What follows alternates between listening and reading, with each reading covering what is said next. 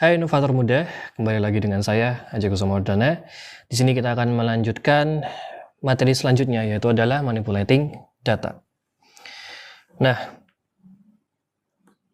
pada materi sebelumnya sudah saya terangkan bahwa untuk setup PySpark itu adalah dengan dua cara, yaitu yang pertama kita harus install PySpark langsung dengan command atau script pip install PySpark.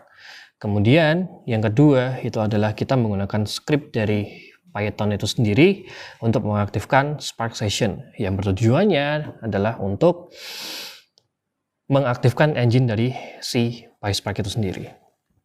Nah, PySpark ini karena fungsinya adalah yang utama untuk melakukan pemrosesan data, maka seperti pada bahasa-bahasa lainnya yang mungkin menunjang untuk pemrosesan data, maka dia juga memiliki script-script tertentu, dan salah satunya dia juga bisa menggunakan script SQL. Jadi ada salah satu API dari PySpark itu di mana dia memiliki script SQL, dan kita bisa menggunakan script SQL untuk melakukan pemrosesan data di PySpark. Nah, di sini saya punya satu data set yang cukup kecil, ya. Kalau kalian mau membandingkan performa dari PySpark dan mungkin tools lain seperti Pandas untuk masalah beban komutasi, silahkan coba dicari, ya. Coba cari data yang cukup besar, mungkin dia size-nya sampai gigabyte gitu ya. Kemudian coba Anda olah. Dan Anda bisa lihat log time dari beban komputasinya mana yang lebih cepat, apakah PySpark atau menggunakan Pandas. Gitu. Nah, di sini saya memiliki satu data penerbangan, yaitu yang dinamakan dengan flights small.csv. Nah, di sini kita akan mencoba nih untuk mengolah data flights CSV ini. Yang pertama dengan load datanya dulu. Spark ini dia sudah memiliki script sendiri untuk load data, yaitu yang pertama itu adalah kita akan membuat sebuah variabel, kemudian kita panggil nih Spark-nya, karena di sini kita punya variabel Spark ya, yang sama dengan Spark Session, itu kita bisa panggil spark.read.csv, yang fungsinya adalah untuk memanggil si datanya. Nah, di bawahnya kita akan melakukan data filtering, yaitu kita di sini akan menggunakan dua variabel, di mana kita akan memfilter penerbangan yang distance-nya itu lebih dari 1000. Gitu. Dan ada dua cara. Yang pertama kita bisa menggunakan quote, ya, in quote. Yang kedua kita bisa memanggil dari variabel si data CSV-nya. Kemudian cuman kita point out saja distance ini sebagai kolomnya. Jadi kita langsung tunjuk di kolom distance bahwa kita mau cari yang lebih dari 1000. Nah, seperti yang ditunjukkan dari output di bawahnya, ketika kita menggunakan atau memanggil variable long flights, ya, kita gunakan fungsi show, maka dia akan memunculkan list data yang distance-nya itu lebih dari 1000. Dan hasilnya sama aja untuk variabel long flight 1 dan long flights 2. Tuh. Nah, kemudian kita juga bisa nih melakukan data selecting.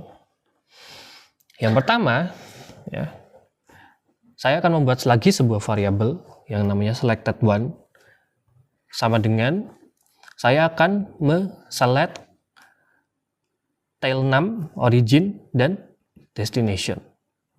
Gitu. Nah, kemudian di bawahnya saya akan membuat lagi satu buah variabel namanya temporal variable, di mana kita akan select origin, destination, sama carrier. Tuh. Nah, kita juga bisa nih melakukan filtering. Kalau kita mau melakukan filtering, Saya akan menggunakan atau saya akan membuat satu buah variabel dan kemudian saya akan memanggil variabel datanya yaitu flights, kemudian saya akan mencari originnya dan saya akan mencari data yang ada SIA-nya ya. Kemudian untuk destination itu saya cari data yang ada PDX-nya. Nah, ketika saya lakukan filter di sini dengan script filter, maka ketika di print dia akan memunculkan data yang ada yang dari kolom origin berisikan SEA dan destination-nya berisikan PDX gitu. Nah, selanjutnya di PySpark ini kita juga bisa melakukan yang namanya aggregation.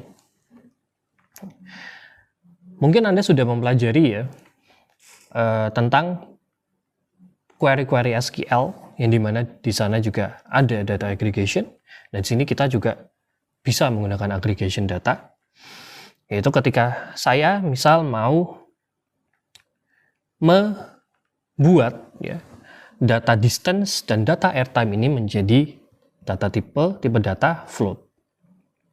Nah, di sini saya cuman tinggal memanggil saja nama kolomnya ya.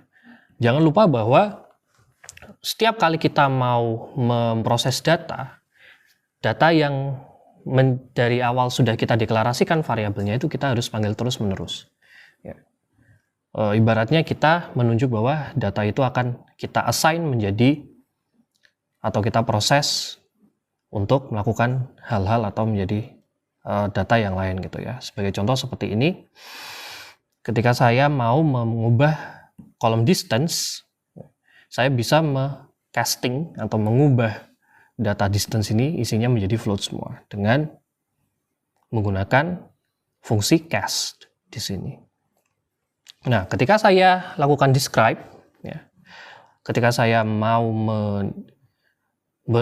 memunculkan output berisikan count atau jumlah data, kemudian rata-rata data, standar deviasi data, minimal dan maksimal data, saya cuma tinggal menggunakan script describe, kemudian dia akan memunculkan dari kelima kategori-kategori ini, kelima value-value ini. Oke.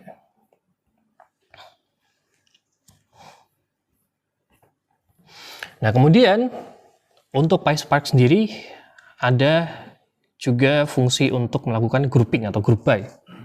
Ya, yaitu ketika saya misal mau menggrouping dari data yang ada tadi dari kolom tail number gitu ya, tail number, nomor pesawatnya. Nah, maka ketika saya group by dia akan counting dengan script count seperti ini, dia akan hitung berapa banyak jumlah si tail number-nya. Gitu. Di sini bisa kita lihat bahwa ada N442AS, ada 38 dan seterusnya. Mungkin itu saja dulu dari saya. Kita akan lanjut ke materi selanjutnya.